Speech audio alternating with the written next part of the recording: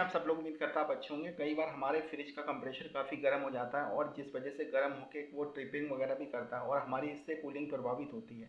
तो क्या कारण होते हैं कि हमारा कंप्रेशर बहुत अधिक गर्म होता है? इस वीडियो में हम उसी टॉपिक पे बात करने वाले हैं। तो वीडियो काफ़ी इन्फॉर्मेटिव होने वाली है, तो आपको स्टेप बाय स्टेप चीज़ें मैं बताऊँगा और आपको इससे काफ़ी जानकारी मिलने वाली है। और अगर आपको पसंद आती है तो इस वीडियो को लाइक और शेयर करना। चलिए शुरू करते हैं। पहला पॉइंट होता है कि अगर आपका कंप्रेशर गर्म हो रहा है तो सबसे मेन चीज़ होती है सोर्स ऑफ सप्लाई। यानी सोर्स ऑफ सप्लाई का मतलब होता है कि हमारे फ्रिज के सही संचालन यानी सही कंप्रेशर के चालू होने के लिए 220 वोल्टेज की आवश्यकता होती है। परंतु होता क्या है कि कई बार हमारी वोल्टेज फ्लक्चुएशन होने लगती है, यानी कि वोल्टेज 220 से या तो बहुत अधिक हो जाती है या बहुत ज़्यादा कम हो जाती है, जिस वजह से हमारा कंप्रेशर प्रॉपर वोल्टेज ना मिलने के कारण बीच बीच में कट ऑफ गर्म होकर कट ऑफ करता है। और यहाँ पर होता क्या है कि आपकी जो कूलिंग बन रही होती है यानी कि जो बर्फ़ वगैरह जम रही होती है वो एकदम से प्रभावित हो जाती है और कंप्रेशर आपका चलता नहीं है। और चलता है तो बीच बीच में जब वोल्टेज आती है तो उसके बाद रिस्टार्ट होता है। यहाँ पर आपको ये काम करना होगा, अपनी वोल्टेज को मेंटेन करना होगा, यानी कि आपको स्टेबलाइज़र का इस्तेमाल करना होगा।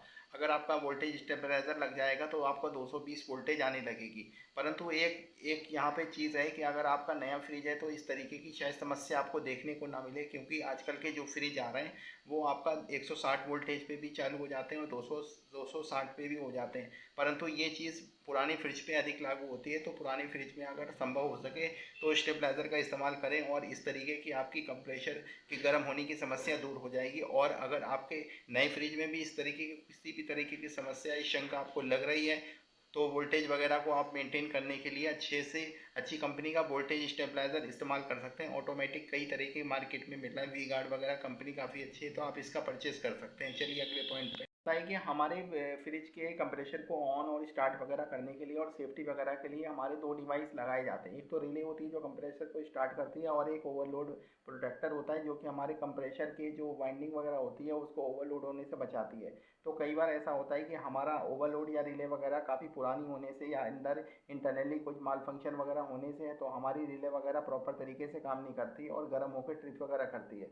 वहीं इसके अलावा आपका ओवरलोड वगैरह भी गर्म हो जाता है जिस वजह से वो ट्रिपिंग वगैरह कर सकता है। तो यहाँ पर आपको एक चीज़ ध्यान रखना है कि अगर आपने रिले ओवरलोड अपना बीच में चेंज करवाया है तो आपको नया नया अच्छा जेनवन रिले और ओवरलोड सेट दोनों ही चेंज करवा देना चाहिए, जिस वजह से आपकी ये समस्या हो रही है। और अगर इस तरीके से अगर आपको ओवरलोड और रिले वगैरह में कोई समस्या मिलती है तो समझ लेना कि आपकी आपकी प्रॉब्लम सॉल्व हो गई और आप इसको लगा के और कंप्रेशर में इसको रिले वगैरह को फिटिंग वगैरह करके और उसके बाद एम्पियर वगैरह को चेक कर लेंगे और उस एम्पियर वगैरह प्रॉपर ले रहा है तो आप इसका मतलब आपकी प्रॉब्लम का सॉल्यूशन हो गया है। तो इस तरीके से आप हीटिंग की प्रॉब्लम को दूर कर सकते हैं। चलिए अगले पॉइंट की तरफ। हमारे कंप्रेशर गर्म होने का कारणों में सब तीसरा पॉइंट आता है गैस ओवरचार्ज होना। कई बार होता है कि हमारे सिस्टम में गैस ओवरचार्ज हो जाती है। ये ओवरचार्ज टेक्नीशियन यानी मैकेनिक वगैरह जो काम करने आता है उसकी कुछ लापरवाही या जल्दबाजी का नतीजा होता है। यहाँ पर अगर वो मीटर गेज मैनिफोल्ड से गैस चार्जिंग करता है तो आपकी गैस चार्जिंग सही होती है। यहाँ पर आपको सबसे पहले यही कार्य करना है, जब आपको ये इस चीज़ का मालूम चल जाए कि आपके फ्रिज में गैस ओवरचार्ज हो गई है तो आपको मैकेनिक को बुलाना है और उनको ये चीज़ बोलनी है कि आपने गैस वगैरह उसमें थोड़ी सी एक्स्ट्रा चार्ज कर दी है तो उस गैस को वगैरह थोड़ा सा डाउन वगैरह कर देंगे तो हमारी प्रॉब्लम का सॉल्व हो जाएगा। तो इस तरीके से अगर ओवरचार्ज हो रही है तो ओवरचार्ज को गैस को आपको थोड़ा सा निकलवा देना है। अगर आप नहीं निकलवाते हैं यानी कि गैस को अगर ओवरचार्ज ही रहती है तो उसके कंप्रेशर में शिकायत आ सकती है, कंप्रेशर ओवर हीट होकर ट्रिप करेगा। क्योंकि गैस का मतलब ये होता है कि आपके कंप्रेशर में यानी कि आपके फ्रिज में एक संतुलित मात्रा में गैस चार्ज होनी चाहिए, ना कम होनी चाहिए ना अधिक होनी चाहिए। तो आपको सही तरीके से गैस चार्जिंग करवानी चाहिए और अपनी प्रॉब्लम का आप सॉल्यूशन इस तरीके से करते हैं। चलिए अगले पॉइंट की तरफ। होता है कि हमारे अगर सिस्टम में हमारा कंप्रेशर वगैरह बहुत ज़्यादा गर्म हो रहा है तो हमारे सिस्टम में आपकी गैस कम हो सकती है। ये गैस कम होने से आपका कंप्रेशर ट्रिप वगैरह कर सकता है और गर्म होके बंद भी हो जाता है। तो गैस कम होने से आपका कंप्रेशर तो ख़राब होगा, साथ के साथ आपका दो चीज़ों का नुकसान होगा। एक तो आपकी कूलिंग नहीं आएगी, दूसरी आपकी बिजली की खपत बढ़ेगी। तो आपकी अगर गैस कम हो रही है तो आपको इस चीज़ का अंदाज़ा आपको पता लगा लेना चाहिए और मैकेनिक से आपको चेक करवा लेना चाहिए कहीं गैस वगैरह कम तो नहीं है। तो गैस अगर कम होती है तो आपके कुछ हिस्सों में फ्रीज़र में बर्फ़ जमती है और कुछ हिस्सों में नहीं आती है और आपका कंडेंसर वगैरह भी ठंडा चलता है, यानी कि जिस हिसाब से गर्म चलना चाहिए तो उस हिसाब से नहीं चलता है। तो कम गैस पे आपको सबसे पहले एक कार्य करना है, आपको महसूस होए तो आपको फ्रिज को बंद कर देना है, मैकेनिक को बुला के उसको प्रॉपर प्रॉपर तरीके से गैस चार्जिंग करवानी है। और कहीं कहीं अगर गैस कम होती है तो उसमें लीकेज के चांसेस होते हैं, कहीं ना कहीं आपके ब्रेजिंग जॉइंट वगैरह में लीकेज है। तो इस तरीके से आप चलिए अगले पॉइंट की तरफ। होता है कि हमारा जो कंप्रेसर लगा हुआ है वो सही कैपेसिटी या सही सही क्षमता का नहीं लगा हुआ है। तो होता क्या है कि कई बार हमारा फ्रिज यानी 200 लीटर का होता है, परंतु हम उसमें कम कैपेसिटी का कंप्रेसर लगा देते हैं, जिस वजह से हमारा कंप्रेसर प्रॉपर तरीके से कूलिंग नहीं दे पाता और वो बार बार ट्रिप हो सकता है। यानी कि जितनी क्षमता का कंप्रेसर उसमें लगना चाहिए उतना ही लगाना चाहिए। हाँ, ये है कि आप 200 लीटर का अगर आपका फ्रिज है, आप 250 लीटर का कंप्रेसर उसमें लगा सकते हैं, कोई दिक्कत नहीं है। लेकिन अगर आपका बड़ा फ्रिज है और छोटी क्षमता का आपको कंप्रेसर लगाएंगे तो ये समस्या आपकी क्रिएट होगी, भले ही उसमें गैस क्यों ना हो। तो इसलिए सही क्षमता का कंप्रेसर को लगाना चाहिए, और जो कंप्रेसर आपने निकलवाया है उसी मॉडल उसी तरह का आपको कंप्रेसर को लगवाना है, जिस वजह से आपकी ये समस्या क्रिएट नहीं होगी। हमारा फ्रिज जो है ना, कंप्रेसर गर्म होने का रीज़न ये होता है कि हमारा फ्रिज जो है ना सही स्थान पर नहीं रखा होता। सही स्थान का मतलब ये है कि हमने जहाँ फ्रिज रखा है वहाँ ज़्यादा हीट वगैरह नहीं होनी चाहिए। तो बहुत सारे लोग क्या करते हैं कि अगर स्पेस कम होता है, यानी कि स्पेस वगैरह बिल्कुल भी उनके घर में नहीं होता है, तो वो क्या करते हैं किचन वगैरह में रख देते हैं। और किचन में वैसे ही गर्मी अधिक रहती है, आप खाना वगैरह बनाते हैं, तो आपको किचन वगैरह से फ्रिज को दूर रखना। हाँ, इस चीज़ का ध्यान रखें, फ्रिज को जहाँ पर रखें पीछे की कंडेंसर कॉइल में थोड़ा सा गैप वगैरह बना के रखेंगे, और आपके कंडेंसर कॉइल की जो पीछे की जो जाली होती है उसमें हवा लगती रहेगी, तो इससे आपका कंडेंसर अच्छा रहेगा। सही स्थान को चुनाव करें। हीटिंग अप्लाइंसेस से अपने फ्रिज के कंडेंसर को बचाएं, और हीटिंग अप्लाइंसेस से फ्रिज को दूर रखेंगे तो आपके फ्रिज का कंप्रेशर भी गर्म नहीं होगा, और आपके फ्रिज में कूलिंग भी अधिक गर्मी में अच्छी बनी रहेगी। तो चलिए अगले पॉइंट की आता है कि हमारा कंप्रेशर है उसके अंदरूनी पार्ट में कोई ना कोई कमी हो गई है, यानी पिस्टन वगैरह में अंदर कमी हो गई है। ये कब होती है कि जब आपका फ्रिज काफ़ी साल पुराना हो जाता है, यानी 15 से 20 साल पुराना आपका कंप्रेशर होता है।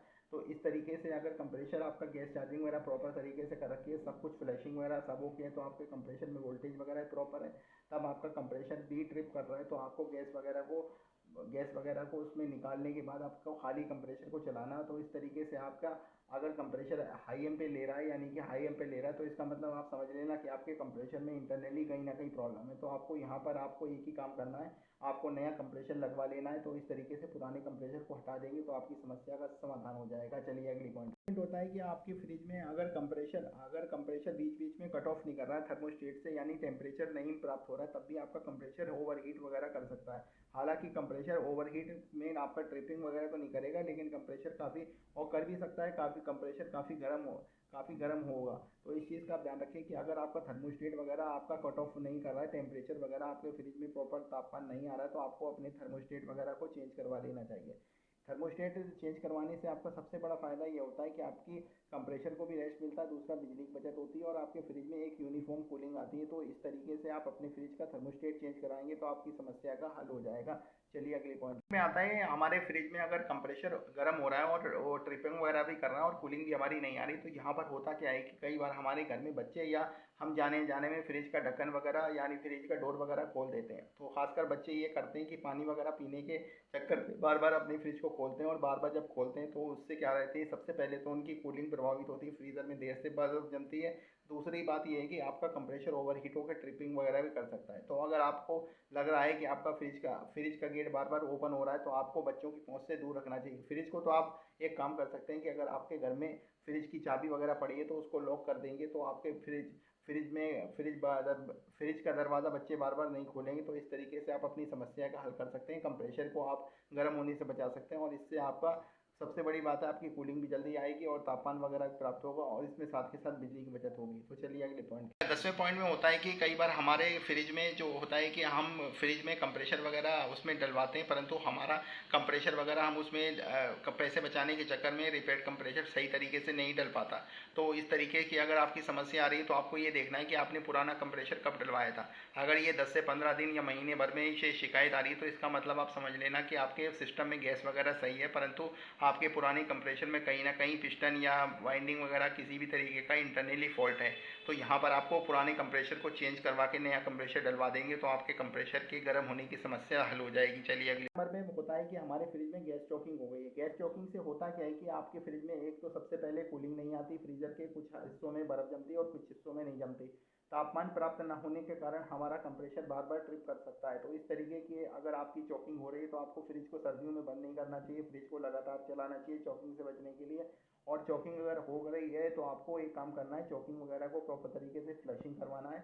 और आपके जब आपकी ये चॉकिंग खुल जाएगी तो उसके बाद आप अपने फ्रिज को जब चलाएंगे तो आपके फ्रिज में तापमान वगैरह भी प्रॉपर तरीके से आएगा और कंप्रेसर को भी बीच में रेस्ट मिलेगा। तो चॉकिंग अगर है तो इस तरीके से आपका कंप्रेसर गर्म हो सकता है। में हमारा ये आता है कि कई बार होता है कि हमारे फ्रिज का जो कंप्रेसर होता है वो इस वजह से ट्रिप करता है क्योंकि कई बार हमारे फ्रिज के ऊपर कंप्रेसर के ऊपर कैप लगी होती है। ये कैप होती इसलिए लगी होती है कि हमारा जो फ्रीज़र के जो बर्फ़ का पानी पिघल के पीछे की तरफ ड्रेन में जाता है और वो कैप कंप्रेसर के ऊपर लगी होती है। तो इससे क्या रहता है कि कंप्रेसर जब गर्म होता है, इसका डोम वाला हिस्सा यानी ऊपरी हिस्सा, तो उस पर जो पानी गिरता है पीछे से जाके, तो वो पानी जो है ना भाप बन के उड़ जाता है और कंप्रेसर को हमारा ठंडा कर देता है। कंप्रेसर का हेड बिल्कुल ठंडा रहता है। तो अगर कैप वगैरह आपकी जल गई है और आपने निकाल ली है तो आप उसको नई कैप लगा देंगे कंप्रेसर के ऊपर, तो आपके कंप्रेसर की ये समस्या नहीं आएगी। इससे कंप्रेसर आपका ठंडा रहता है। तो ये पॉइंट मैंने आपको बताया। पॉइंट में फ्रिज हीटिंग कंप्रेसर प्रॉब्लम के बारे में मैंने आपको बताया, तो इसमें काफ़ी इन्फॉर्मेशन आपको मिली होगी।